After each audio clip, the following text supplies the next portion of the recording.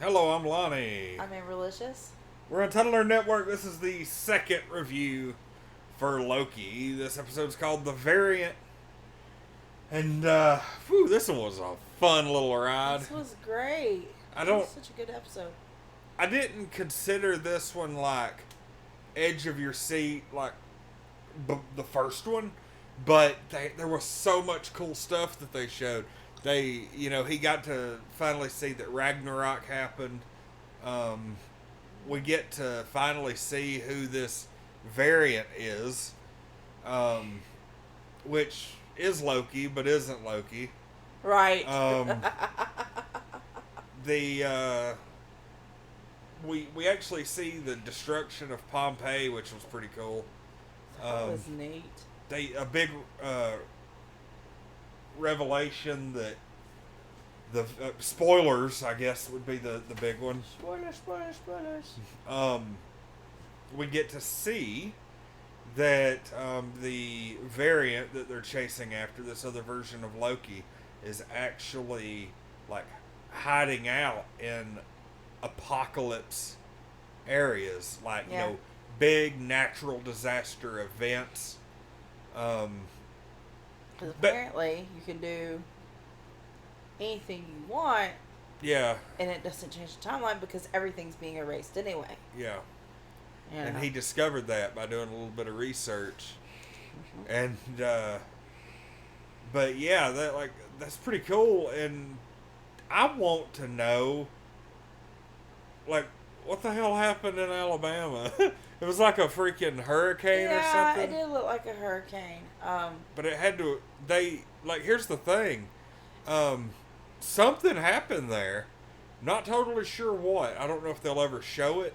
But if I'm not mistaken, Pompeii was like a Class 7 apocalypse. And this thing in Alabama was a Class 10. What the hell? Must have been like a super hurricane or some shit. I mean, maybe it was a sharknado. I don't know. I would love to know what it is. I mean, that's like 4 levels Right. above a. Well, they were right next to the water too, though, when they showed it. Yeah. And the waves were crazy. It was really and honestly, it almost seemed like tsunami weather. Yeah. Instead of just regular hurricane bullshit. Not totally sure, like, what to. I guess that's one of those classic examples of your imagination can do wonders. Because remember when that one tsunami hit and it how far inland was the damage? It was like forever. Yeah, it was so a while. Imagine if you were right on the shore. Yeah. Yeah, and I mean, you've got the hurricane force winds, and they from what I saw, there were some, they were kind of giving you the climate thing, that climate change is really screwing some stuff up. Yeah. Because we did see a couple of those in the files, climate related apocalypse incidents, and but yeah, I don't know. Like, I'm really curious about that. So most of the episode was Loki trying to figure out what's going on. He went with the team a couple of times to try to catch this variant. Well, the first time he was trying to trick them. Yeah. He was, and they saw right through that. But then, I think he realized that this was for real going to be his last chance, or they were going to get rid of him or something, And so he took it a little more seriously. Well, at the very end of the episode, the Loki is, and I'm assuming it's from the comic books, like Lady Loki. Like, I don't know if this is Lady Loki. I would think it probably would be. But, I'm not overly familiar with the character because I always just assumed that Lady Loki was just another form that Loki took. Kind of like how he turned Thor into a frog at one point. I figured maybe Lady Loki was one of his disguises, which may very well be. or right. may At very this point, it could be. You know? like nobody knows. I would like to think that there is another multiverse version of Loki that is actually a woman, but they've also said that Loki is gender fluid. That, it's true. I mean, there's a lot of stuff going on true, there. He is. So, and if he's gender fluid like that, I mean, that could be his disguise. it could just be, You know. or they can all be his natural look. You know, True. It's like Yeah. maybe he just doesn't have an actual default look. That's Maybe it's true. just he's got like a cycle Yes. of different things.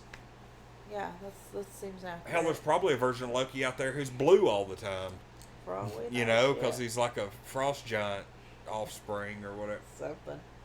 I mean, I don't know, but Okay, so what was you gonna say? You know, about the end? oh, Loki leaves with Lady Yeah. Loki instead of. But I think he's chasing her. Like, I don't think it was just to escape. He's gonna try to figure it out and then he's report trying to back. figure it out. Like, he's so intelligent. He knows he's really going to be the only one to, figure this out. Yeah.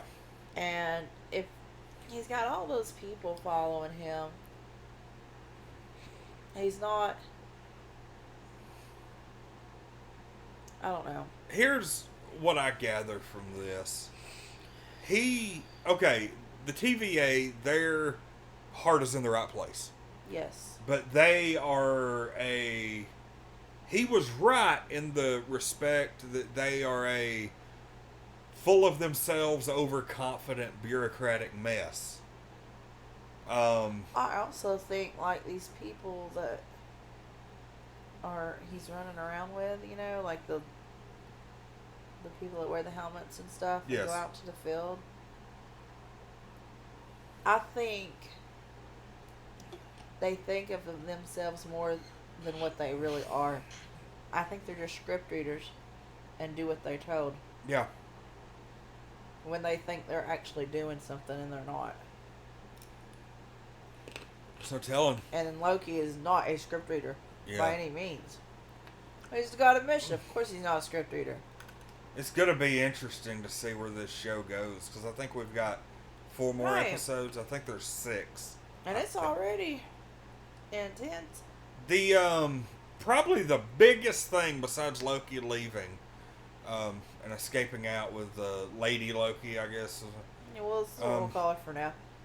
They she actually set off, basically sabotaged the timelines. Well, as they put it, she bombed the timeline. Yeah. It's like they were prepared for something like this. Because they were freaking out and they had a code and everything. Well, at they the did, TVA. but I think they had a code for it, but it's like one of those doomsday scenarios that Worst it's case like, scenario. well, we're screwed. It was Right. like, I think they were prepared, but for nothing like that scale. Because Yeah, they might have been prepared for like 3 to 5 branches, and there was like 10. probably 10 was all that's shown. Yeah, There's that's probably, just what. Yeah, it was a huge ripple effect. there were branches for every one of those things, and there were a few dozen I of them, was going to say she had a dozen of them. if not more. They looked like there was a grid of I them. feel like They all they went told off. an exact number. And I think it was like 12 or 14. Well, if anybody knows that, leave it in the comments. Right. That was one of those things I didn't 100% pay attention to. Yeah. But I don't know. Like, it looks like we're going to see what happens when, I mean, this is definitely setting up Doctor Strange and the Multiverse of Madness. Oh, yeah. How could it not? Which is, I don't know. I'm really, really looking forward to the next few episodes. Now, here's something I was gonna.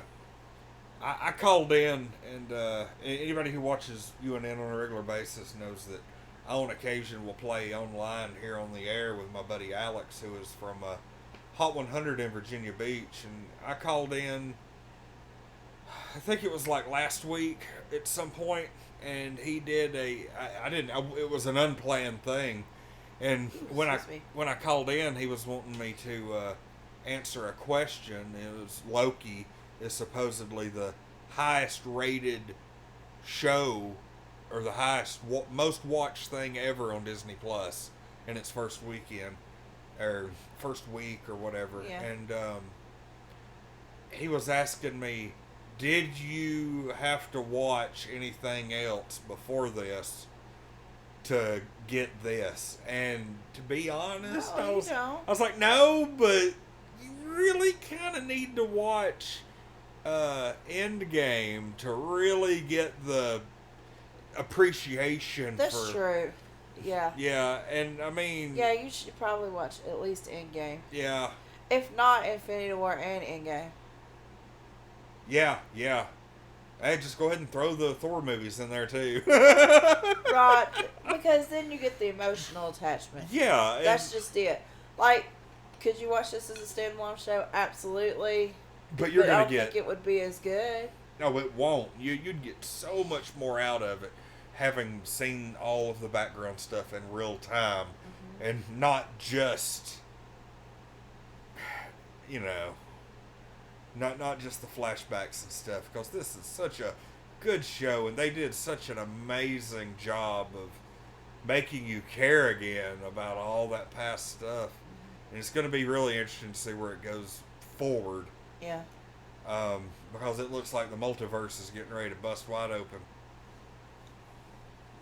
I can't wait. What do you rate this? 10.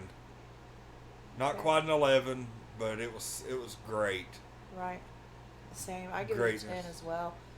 For the same reason. There's nothing that's really popped out in these episodes yet. That's going to give it an 11.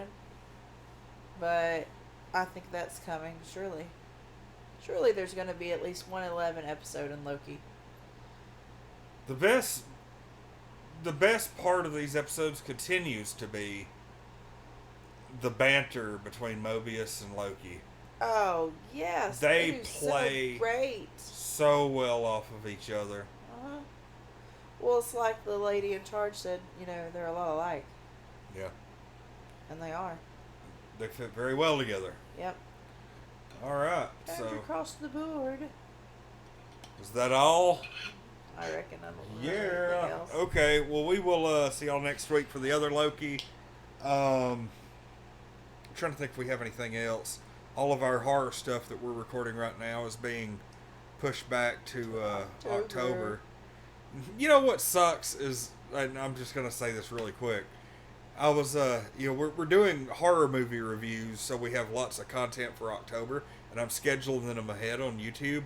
I tried to schedule ahead on Facebook, and it only lets me go to like mid-August. Yes, it's like 60 days or something like that. I was like, what? Hell, that's longer. That's more than what it used to be. It used to only be 30 days. They've extended it, but still, we'll have to wait closer to October. Hell, I probably won't even remember. I ain't gonna forget. I'll have to go check our scheduled videos on YouTube to find out when the hell I posted everything.